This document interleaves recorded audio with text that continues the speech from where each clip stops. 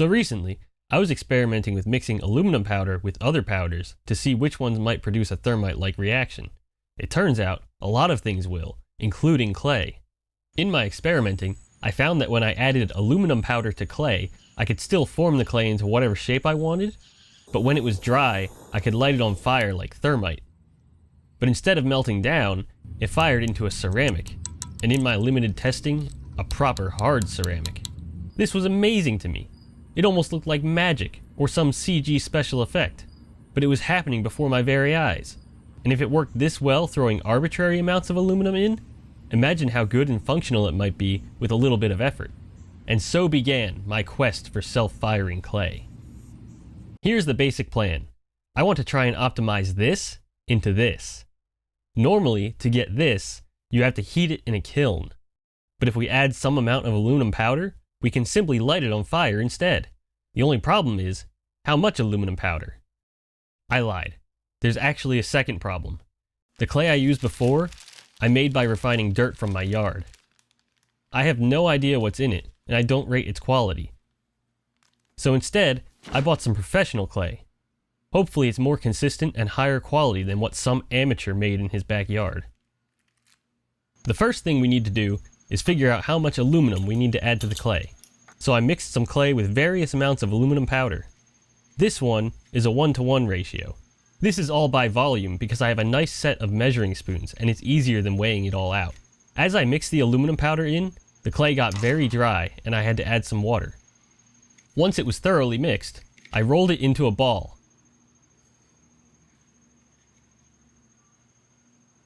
Then I wrote the ratio onto the sample and set it aside to dry. I made 8 more samples, starting with all clay and no aluminum, all the way up to 1 part clay to 2 parts aluminum. In the morning, they were drier, but while they may look and sound dry, I live in a swamp where the air is wetter than the water, so to dry them completely, I have to break out the $6 science toaster.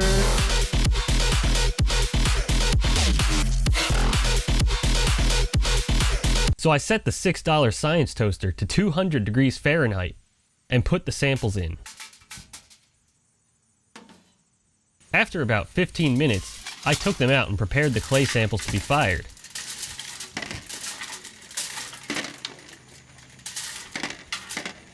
But as soon as I hit it with the torch, this small piece broke off. It seemed that 15 minutes wasn't long enough to drive off the rest of the water. So I put them all back into the $6 science toaster for 30 more minutes. This time I was able to heat the sample without issue. As expected, the pure clay did not spontaneously catch fire, even after heating it to red hot. Next, I heated the 1 clay to 1/4 aluminum sample. After much heating, it did eventually start burning on its own, but quickly gave up again. I tried heating it the rest of the way, but it didn't want to reignite. The 1 to 1/2 sample burned completely. It also cracked a little bit off the end. All the remaining samples more or less behaved the same way, even though they had widely different amounts of aluminum in them.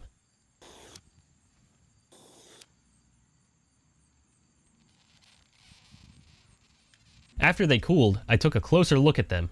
The one without any aluminum stayed a light gray color.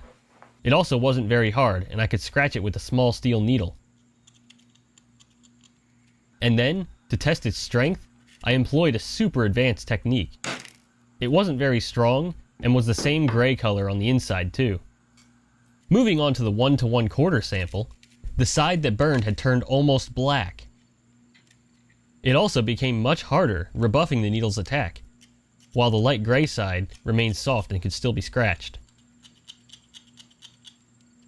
But when I hit this one with the hammer, nothing happened. It actually took a few good whacks before I was able to break it. And on the inside, the gray side was gray and the black side was black. Next up is the 1 to 1/2 clay to aluminum sample. This was the first one to burn completely, and it was black all the way around. It also couldn't be scratched by the needle. Since the last one took multiple hits, I decided to hit this one really hard and broke it in one swing. It was black all the way through. All the remaining samples were basically the same. Some of them burned completely, and others only partly, but it didn't seem related to the amount of aluminum in the sample. They all stood up to the needle and the hammer equally well, and every part that was black on the surface was also black on the inside. A lot of the samples cracked, and some worse than others, but again, it didn't seem very correlated to the amount of aluminum in the sample. Since all the resulting ceramics were so similar in quality, I had to judge them solely on how well they burned. On the lower end of the spectrum, 1 to 1/4 failed to burn completely, whereas 1 to 1/2 did. Additionally, as the amount of aluminum increased, the samples produced more flame. More flame means more gas is coming out of the clay, and as we saw before, trapped gas will break our clay. So I decided I wanted to try and minimize the amount of fire being made. Somewhere between 1 to 1/4 and 1 to 1/2, there should be a ratio that burns completely and gives off minimal gas. So I made 3 more samples in between these two ratios, marked them accordingly, and then dried them in the $6 science toaster. After about 30 minutes, I took them out and prepared to fire them. 5/16 was very difficult to light, but when it did, it burned slowly and produced very little flame. It also popped a bunch, but I think this was just because I didn't dry them long enough. 3/8 formed a crack down the center, which made it difficult to light as well, but after moving the torch, I was able to get it to ignite. It burned a little faster and with a little more flame than the previous sample. 7/16 was the easiest to light, but it also produced the most fire. After they cooled, all 3 were basically indistinguishable, so again I had to judge them based only on how well they burned. I decided to go with 3/8 because I felt it had the best balance of burning well and producing little flame. So now I've got a decent recipe, at least on a small scale, but these samples are only the size of blueberries. And I don't know about you, but I'd be very upset if my coffee came in a blueberry-sized cup. So the next logical step is to scale up. But before we do that, there's something weird I noticed as I was heating the samples. It's easiest to see with the 1 3/4 sample from earlier, but all of them did it. As I heated the clay, it would turn a slightly darker shade of gray, and it's especially noticeable when the footage is sped up.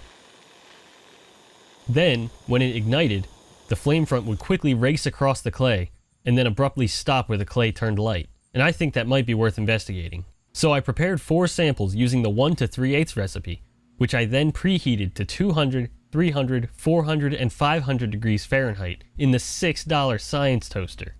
But when I fired them, it made no difference.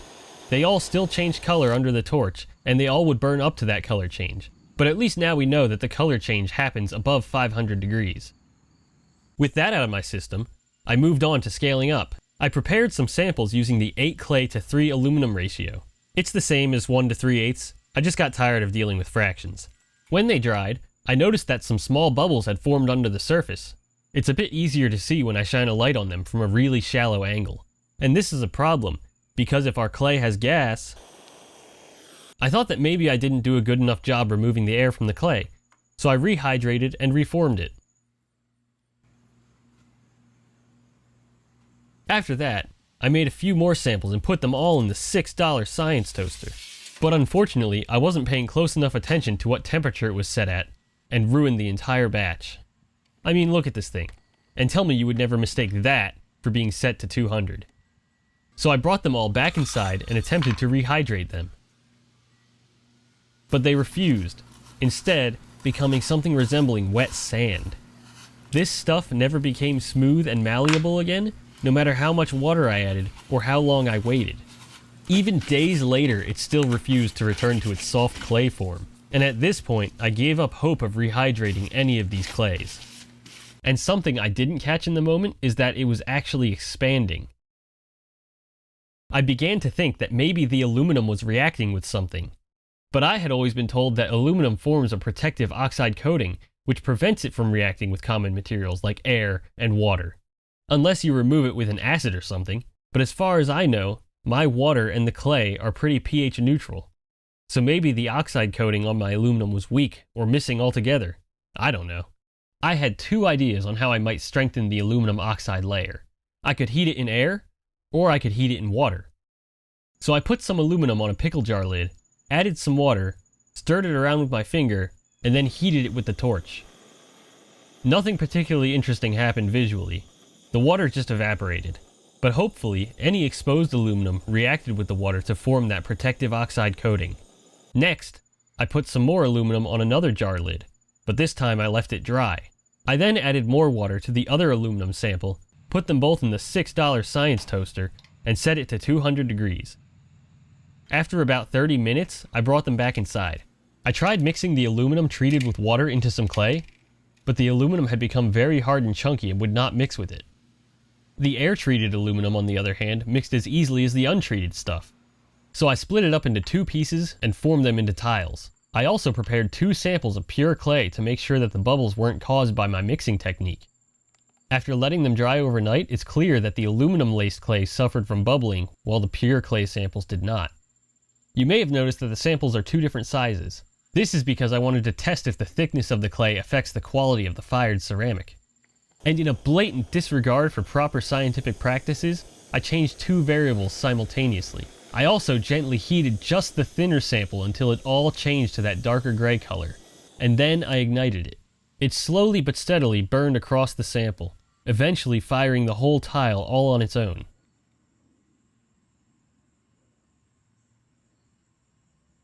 The larger sample, which I did not preheat, only made it about halfway before it started cooling down. So it looks like the color change plays a significant role in how well the clay will fire.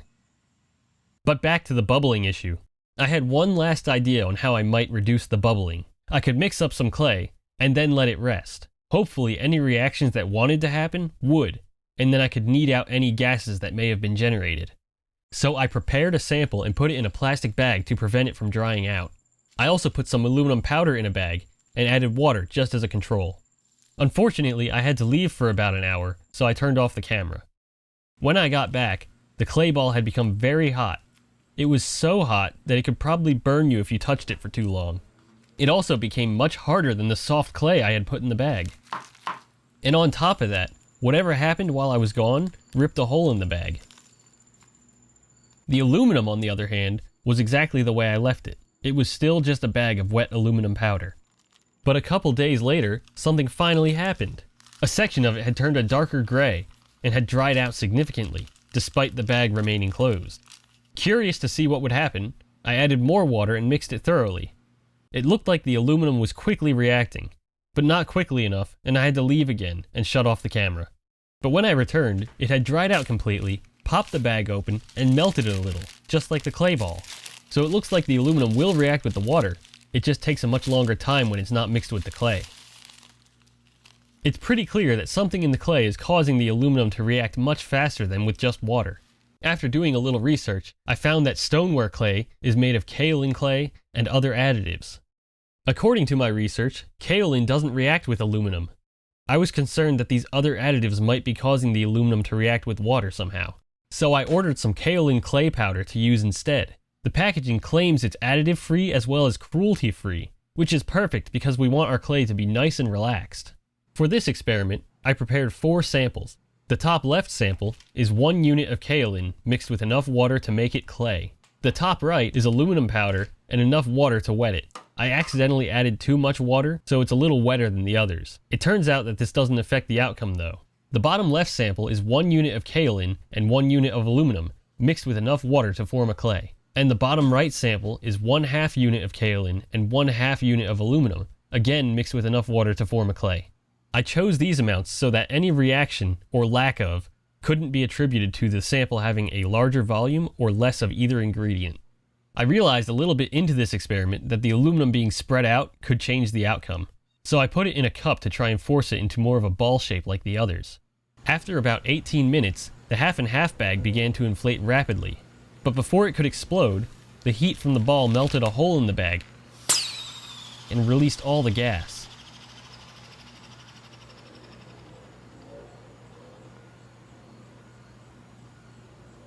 About a minute later, the 1-to-1 sample did the exact same thing.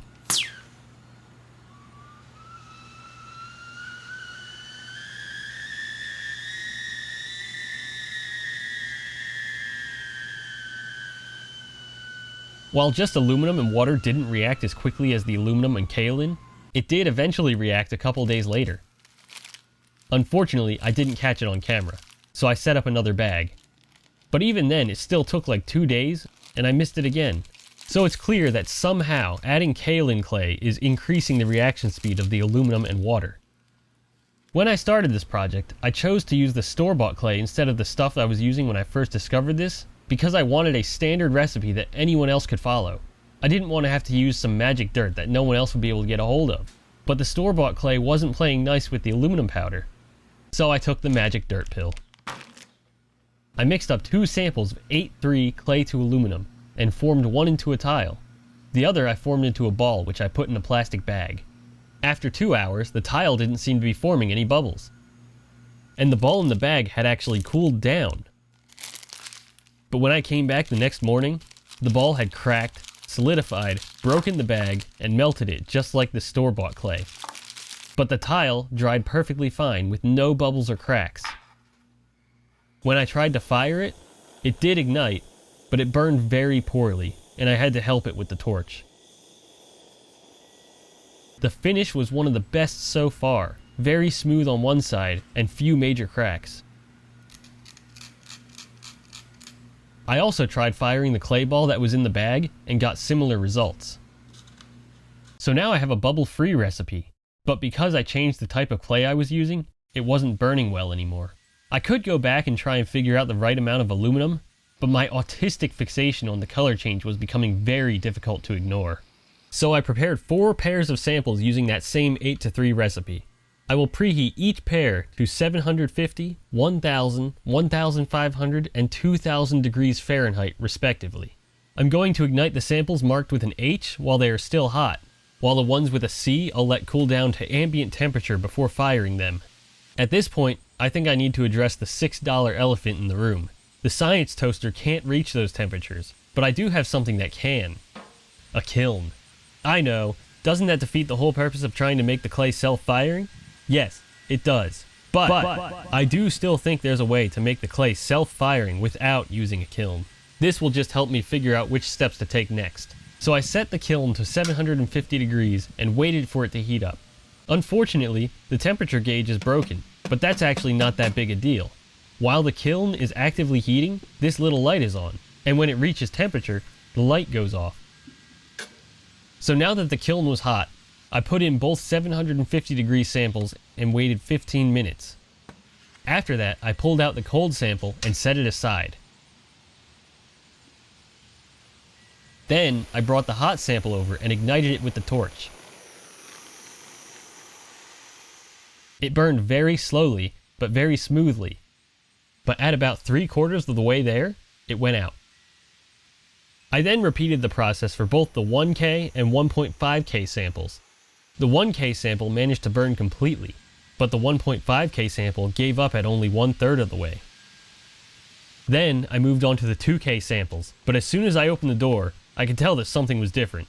The sample had become completely black like it had already been fired. Just in case, I hit the hot sample with the torch anyway, but nothing happened. Once the cool samples had reached ambient temperature, I took a closer look at them. The 1K sample was a little lighter than the others, but other than that, they were exactly the same. When I tried to ignite the cool 750 sample, it burned extremely poorly. It would light for a second or two, but as soon as I removed the torch, it would just go out. And the other two did the exact same thing. When we compare that to the hot samples, it's clear that the clay burns much better when it's already hot. So with the help of Mr. Kiln, we learned 2 things. First, we learned that hot clay burns much better than cold clay. And second, we learned the clay ignites somewhere between 1500 and 2000 degrees. But for our purposes, this doesn't matter. So here's what I'm thinking. The flame front is uneven and intermittent because the reaction is not producing enough heat. Or more specifically, the heat produced as one part of the clay fires isn't able to heat the adjacent clay quickly enough to start the reaction there. This is why the hot clays burn so much better than the cold ones, and why keeping the torch on helped the clay burn. But I didn't want to have to use some external heat source. That wouldn't be self-firing now, would it? So instead, I'm going to try adding some iron oxide to the mixture. For the uninitiated, iron oxide and aluminum powder make something called thermite, which burns very hot. Adding it to the clay mixture will hopefully make it burn a little better. So I prepared 10 samples.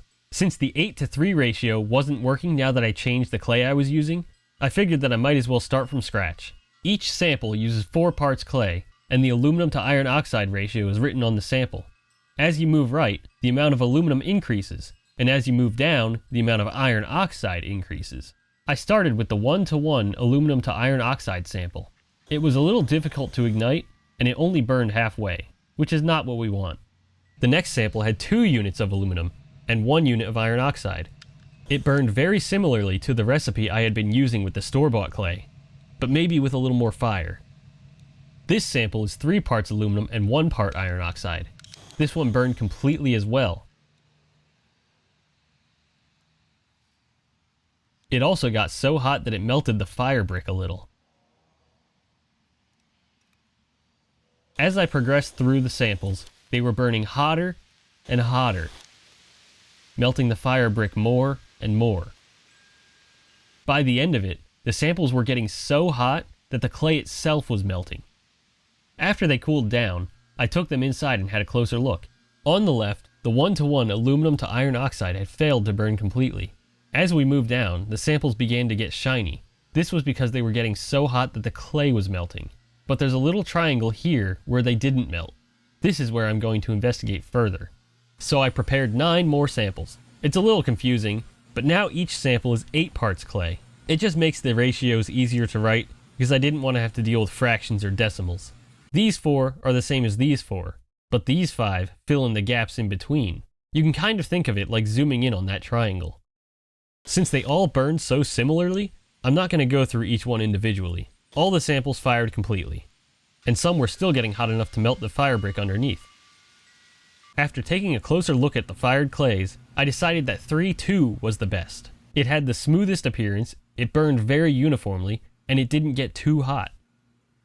I repeated this process of picking the best samples and tweaking their recipes a few more times until finally coming up with this one. It's 16 parts clay, 7 parts aluminum, and 5 parts iron oxide. It burns with a nice and clean flame front. It's not broken up or anything like the previous recipes, and it moves steadily across the clay. And after it cooled, it had a very smooth and uniform surface finish. Or at least it did, until I hit it with a hammer before forgetting to film this. Now that we finally have a good recipe, it's time to see what it can do. So I made the simplest little cup imaginable. I'm not particularly experienced at working with clay, but this was something I knew I could do. It's already been dried in the $6 science toaster, so I took it outside and began heating it with the torch. Once I got a part of it hot enough, it began burning on its own.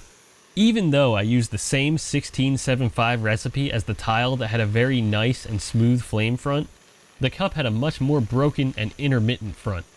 I'll probably try adding a little more thermite next time to try and smooth it out.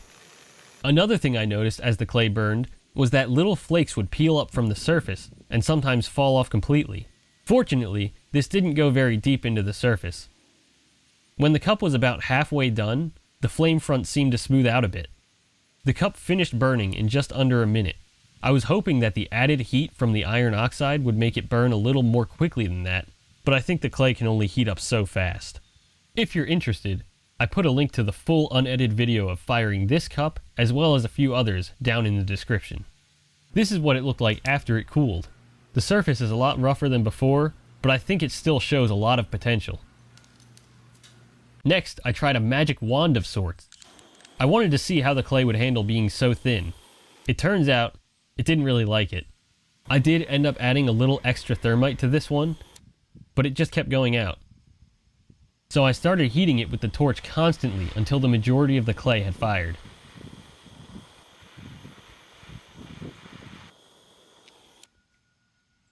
Something interesting I noticed while editing this is that the clay actually gets significantly bigger when it's heated.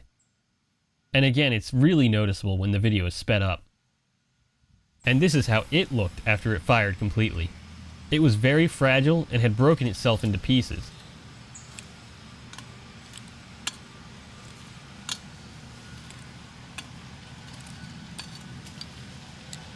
Then I made another cup, but this time I tried attaching a handle to it. I thought it would be neat to see how the flame front interacts with this more complex geometry, but unfortunately, I got skill checked, and the handle fell off right as the flame front reached it. This was probably because of just how much the clay changes shape as it fires. It really doesn't look that bad in real time, but sped up it's insane. Lastly, we have a cube. I wanted to see what would happen if the clay was really, really thick. In the beginning, the flame front was very choppy and it looked like it might go out. But it didn't. It slowly and steadily crept its way across the block. And after it got more than halfway, it finally became smooth and uniform. It took the cube 1 minute and 30 seconds to burn completely. The cube was particularly interesting looking as it cooled down. The edges cooled down first and became dark, while the faces stayed red hot. It almost doesn't look real, like a nightlight or a glowing toy or something. But unlike those things, it'll burn your face off if you touch it. After all this work, I'm a little bit conflicted. Yeah, I made self-firing clay, but I had to use magic dirt to do it. I wish I could have found some other store-bought clay that doesn't use kaolin. Unfortunately, I'm not well versed enough in the art of clay to make an informed decision, and blindly trial and erroring my way through it could quickly become very expensive and time-consuming. So if any of you guys know more about clays than I do, I'd love to hear your suggestions down in the comments. If you stuck around this long, I want to give you a special thanks. Thank you for watching. I'm really glad you enjoyed the video, and I'm looking forward to sharing more of these crazy projects with you. Next, I'm thinking about doing something related to air travel, but on a smaller scale. So if you want to see what that might be, make sure you're subscribed, and I'll see you then.